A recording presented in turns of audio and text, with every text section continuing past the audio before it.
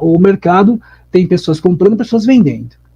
Então, eu queria, primeiro, né, determinar quando esse processo de compra e venda tivesse, né, uma maior quantidade de razões ou de força. Quero saber quando quem está comprando tem mais força de quem está vendendo.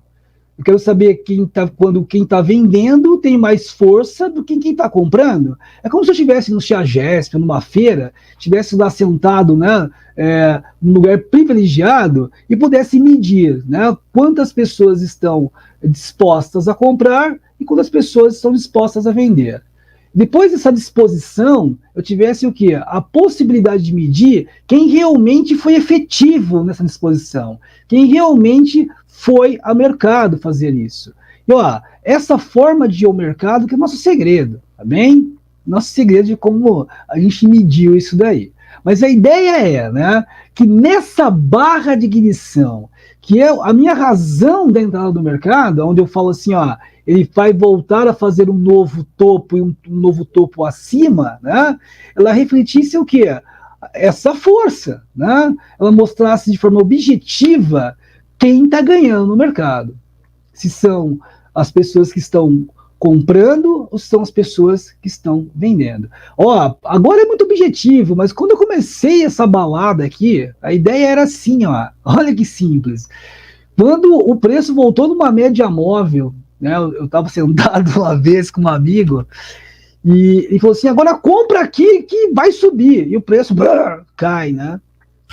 E aí eu falei para ele assim, cara, se a gente soubesse, né, qual é a predominância da força quando ele bate na média móvel, eu vou ser feliz demais, eu falei para ele. Ele falou assim, pô, isso é verdade, né, meu? Naquele tempo, eu nem sabia, gente, de taper reading ainda, estava no início do meu desenvolvimento ainda no mercado. Daí tive a sorte mesmo, de começar em mercados maduros, como os Estados Unidos. Porque quando eu encontrei o taper reading, eu já estava já com o pessoal trabalhando com tela cega, né, com um algoritmo, e era bem bacana isso. E é para essa zona que a gente foi. Né? Bom, se nós queríamos fazer um day trade que tivesse probabilidade, que não desse vantagens, essa identificação tinha que ser o quê? O mais visual possível. Tinha que ser isso. Se você queria simplificar, exatamente isso. A tecnologia foi feita para isso, simplificar, dar mais objetividade. Isso vira o jogo. Se nós estamos num mercado competitivo, onde a diferença de quem ganha e quem perde é pequenininha, se eu tiver uma pequena vantagem, cara, eu estouro o meu nível de longo prazo de ganho. A diferença que eu vou fazer, né, como se fosse um desenvolvimento de um atleta de basquete, né? O cara lá, vamos supor, ele consegue se convencer, ter confiança de jogar 10 bolas, né? Eu tenho confiança de treinar 1000 bolas.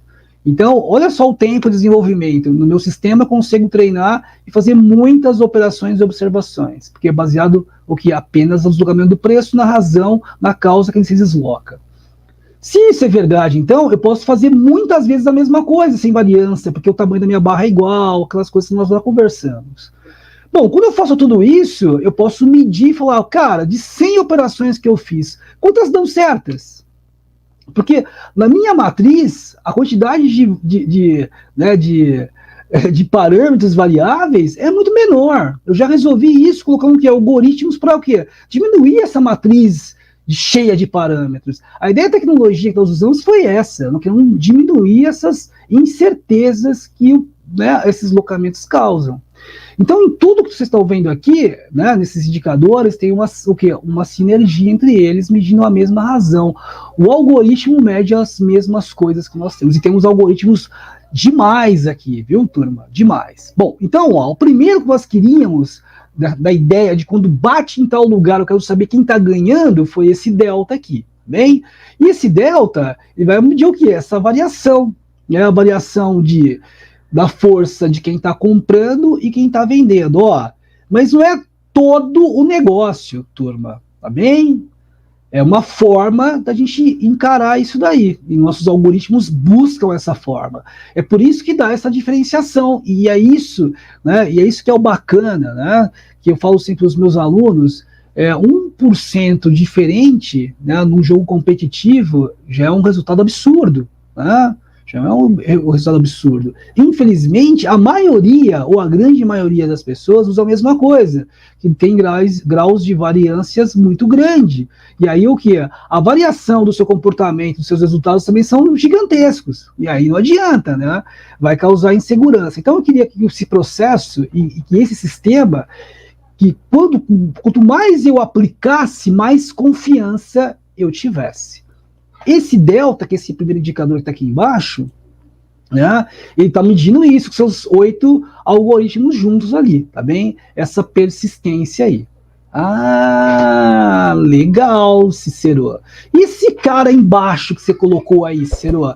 Tá escrito delta também, né? Ele mede essa razão operacional, essa causa que nós temos aí. A diferença dele é que todos os algoritmos estão sendo transformados para medir o mesmo conceito do de cima, ao mesmo tempo que deram o quê? Mostraram um comportamento disso. Uma outra coisa que eu tinha ali, né, que eu achava bem interessante, é que as pessoas falam assim, day trade ou uma operação tem que ser um risco-retorno de 1 para 1.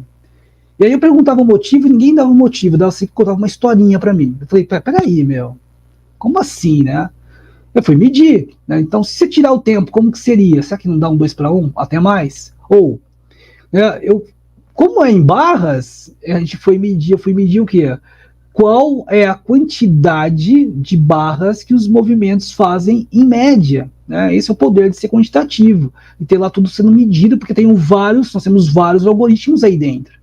Então, cada um dá uma informação e a gente consegue tirar as informações que a gente quiser depois. Né? Isso foi bem bacana. Bom, e aí, olha que bacana que nós fizemos. O comportamento, vamos pensar, vou voltar na análise gráfica novamente, que eu adoro análise gráfica, né? Quando a gente usa no lugar certo. Vamos lá o que a média móvel mostra para mim. Então, quando eu estava na academia, né, fazendo as minhas pesquisas lá, a ideia, o que eu fazia? Eu coletava dados, trabalhava lá, né, com engenharia de materiais, lá no meu doutorado.